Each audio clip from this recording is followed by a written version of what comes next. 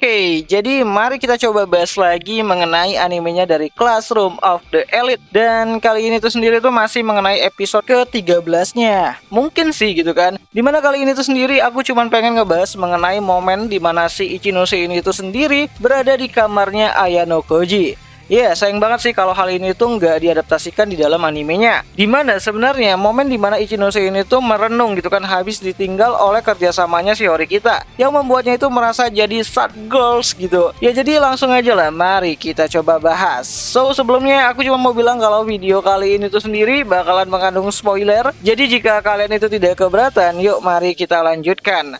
Nah, jadi setelah pembicaraan Yuen dan juga Ayano Koji yang ternyata juga di skip ya sepertinya, Ayano Koji menemukan Ichinose yang sedang berdiri di tengah derasnya hujan, di mana semua bajunya itu basah sampai-sampai hal itu menarik perhatiannya si Ayano Koji. Ya, bukan soal mengenai pabrik susunya gitu kan, melainkan kenapa Ichinose ini tuh berada di tengah guyuran hujan, apalagi saat itu deras banget gitu. Apakah Ichinose nggak mau kalau ada orang lain itu tahu kalau dia tuh sedang pipis di celana gitu kan? Bukan, maksudku tuh mengenai perasaannya tentang kelas B dan teman-temannya. Dimana tindakan ini tuh sendiri dipicu dengan sikapnya Ichinose yang menganggap kalau dia itu tidak pantas menjadi pemimpin kelas. Bahkan ia pikir ia hanya akan menghambat pertumbuhan dari kelasnya itu sendiri. Dan melihat Ichinose yang di tengah guyuran hujan lebat tersebut gitu kan, Ayano Koji pun datang dan menghampiri Ichinose untuk memberikan sebuah payung. Nah, awalnya Ichinose ini tuh menolak gitu kan pemberian payungnya dari si Ayano Koji. Bahkan ia juga menyuruh Ayano ini tuh untuk meninggalkan dirinya itu sendirian. Namun ya, Ayano ini tuh memutuskan untuk ikut berdiri di sampingnya si Ichinose, membuat Ichinose ini tuh merasa sedikit ya baikan lah gitu kan. Dimana Ichinose tuh selalu menganggap kalau Ayano Koji ini tuh adalah orang yang satu-satunya gitu kan, selalu ada untuk dirinya di saat dia itu terpuruk sekalipun. Ya, di sini awalnya Ichinose tuh mencoba untuk menyuruh Ayano Koji untuk pulang tuh lebih dulu karena Ayano Koji itu memiliki payung di tangannya. Namun Ayano malah melipat payung tersebut dan berdiri di sampingnya si Ichinose, dimana sekarang semua tubuhnya Ayano ini tuh basah kuyup gitu kan, bahkan sampai ke area pakaian dalamnya. Ya, awalnya itu adalah sebuah lelucon yang terdengar oleh si Ichinose. Bahkan saat Ichinose membalas dengan Ayano yang akan masuk angin kalau ngikutin dirinya hujan-hujanan, Ayano pun cuman bisa bilang kalau ia ingin masuk angin bersama dengan si Ichinose. Emang agak sus ya di bagian ini. Nah, akibat Ayano yang terus-terusan berada di sampingnya si Ichinose, Ichinose pun akhirnya menyerah lah gitu kan dan mulai mengikuti Ayano Koji untuk segera pulang ke asrama.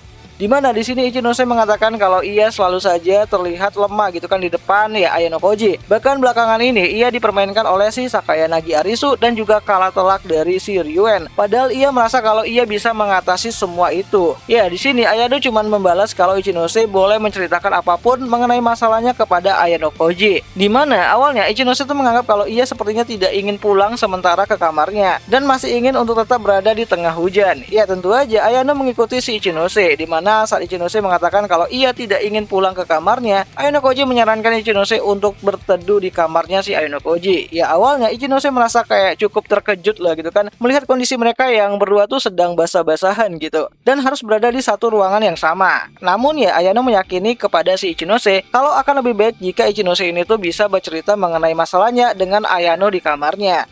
Ya, setidaknya mereka itu bisa saling menghangatkan lah gitu kan. Maksudnya itu membuat teh hangat dan mencegah terjadinya flu gitu terhadap mereka berdua. So, sesampainya di kamarnya Ayano Koji, Ichinose dengan cepat mencoba untuk mengeringkan badannya dengan handuk yang Ayano ini tuh berikan. Ya, sekali lagi Ayano menawarkan jika ada yang ingin Ichinose ini tuh katakan, Ayano akan dengan sangat senang hati mendengarkannya. Namun ya, Ichinose menganggap kalau ia tidak bisa lagi merepotkan Ayano Koji gitu kan, jauh lebih dalam tentang masalah dari kelasnya, yaitu kelas B. Nah, sambil memainkan rambutnya yang masih basah gitu kan karena hujan, Ichinose menanyakan kepada Ayano Koji mengenai apakah dia bisa menang nantinya.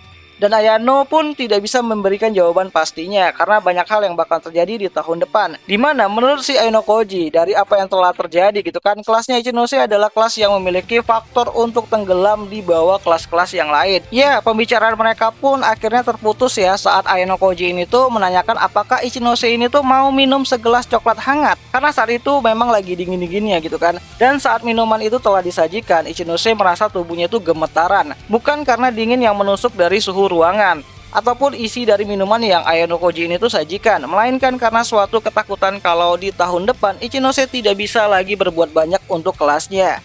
Ya, di sini Ayano mencoba untuk mengambil tindakan pencegahan di mana Ayano mulai mendekati si Ichinose. Nah, di dalam pikirannya si Ainokoji, ia bisa saja menyentuh tubuhnya Ichinose yang dibungkus dengan pakaian basah saat ini. Namun ya, Ayano lebih memilih untuk menyentuh rambutnya lalu pipinya Ichinose yang sangat lembut tersebut dan meletakkan ibu jarinya di bibirnya si Ichinose. Di mana saat hal itu dilakukan oleh si Ainokoji, tubuh gemetarannya si Ichinose kembali lagi tenang. Ya, meskipun Ichinose terlihat canggung gitu kan, namun dia tidak pernah melepaskan tatapannya kepada si Ainokoji.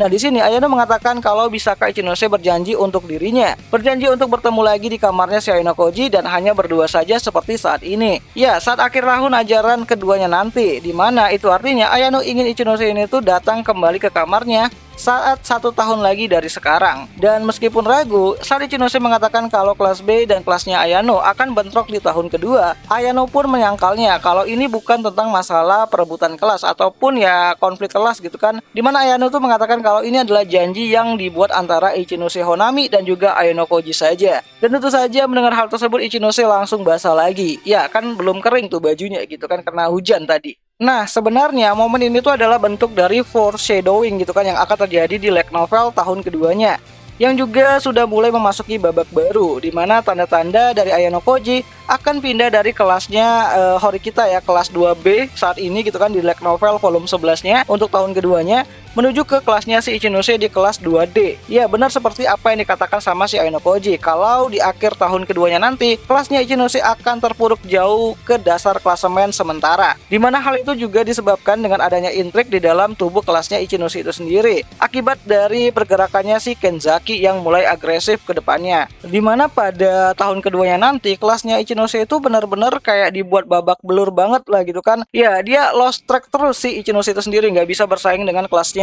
yang ada di atasnya, apalagi dia turun gitu kan dari kelas B menuju ke kelas D. Nah, sebenarnya adegan ini tuh akan jadi epic gitu kan kalau ditaruh di ending season ketiganya itu sendiri. Walaupun aku pikir akan lebih banyak fans yang lebih suka ending di season 3-nya nanti ditutup dengan pernyataan cintanya si Ainokoji kepada Shike Karuizawa. Tapi ya kita tunggu aja lah gitu kan sampai episode ke-13-nya itu rilis. So, aku tidak tahu ya apakah bagian ini beneran akan dilewatkan begitu aja atau mungkin bakalan sedikit dimasukkan pada episode ke-13-nya nanti.